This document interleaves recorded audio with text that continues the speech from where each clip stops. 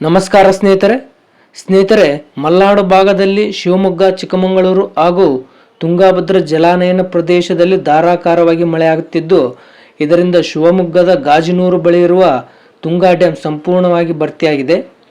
ಡ್ಯಾಮ್ನ ಎಲ್ಲ 22 ಗೇಟ್ಗಳಿಂದ ಸರಿಸುಮಾರು 30,000 ಕ್ಯೂಸೆಕ್ಕಿಗಿಂತ ಅಧಿಕ ಪ್ರಮಾಣದ ನೀರನ್ನು ತುಂಗಾ ನದಿಗೆ ಬಿಡಲಾಗಿದೆ ಮತ್ತು ದಾವಣಗೆರೆಯಲ್ಲಿ ಕೂಡ ಮಳೆಯಾಗ್ತಾ ಇದೆ. ಈ ಎರಡೂ ಕಡೆಯಿಂದ ನೀರು ತುಂಗಭದ್ರಾ ನದಿಗೆ ಸೇರಿ ತುಂಗಭದ್ರಾ ನದಿಯ ನೀರಿನ ಮಟ್ಟವನ್ನು ಭಾರಿ ಪ್ರಮಾಣದಲ್ಲಿ ಏರಿಕೆ ಮಾಡಿದೆ.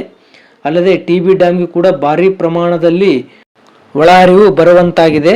ಇನ್ನು ಕಳೆದ 24 ಗಂಟೆಯಲ್ಲಿ ಸರಿಸುಮಾರು 3.5 TMC ನೀರು ಟಿ.ಬಿ ಡ್ಯಾಮ್ನ ಒಡಲಿಗೆ ಬಂದು ಸೇರಿದೆ.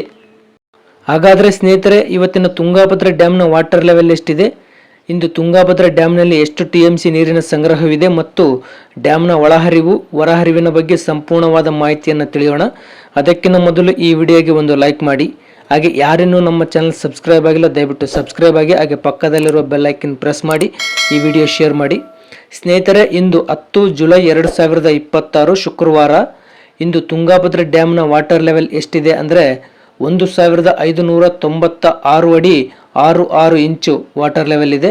ಇನ್ನು ಕಳೆದ ವರ್ಷ ಇದೇ ಟೈಮ್ನಲ್ಲಿ ಟಿ.ಬಿ ಡ್ಯಾಮ್ನಲ್ಲಿ 1624 ಅಡಿ 83 ಇಂಚು ವಾಟರ್ ಲೆವೆಲ್ ಇತ್ತು.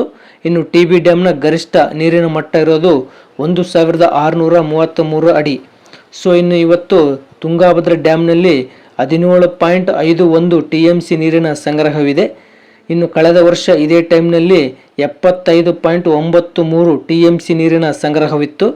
ಇನ್ನು ಟಿ.ಬಿ ಡ್ಯಾಮ್ನ ಗರಿಷ್ಠ ನೀರು ಸಂಗ್ರಹ ಸಾಮರ್ಥ್ಯ ಬಂದು 105.78 TMC ಇರೋದು. ಸೊ ಇನ್ನು ಇವತ್ತಿನ ಇನ್ಫ್ಲೋ ಅಂದರೆ ಒಳಹರಿವಿನ ವಿಚಾರಕ್ಕೆ ಬರೋದಾದರೆ ಇಂದು 44,782 ಕ್ಯೂಸೆಕ್ ನೀರು ಒಳಹರಿವು ಆಗಿದೆ. ಇನ್ನು ಇಂದು ಹೊರಹರಿವಿನ ವಿಚಾರಕ್ಕೆ ಬರೋದಾದರೆ ಇಂದು 180 ಕ್ಯೂಸೆಕ್ ನೀರು ಹೊರಹರಿವು ಆಗ್ತಾ ಇದೆ.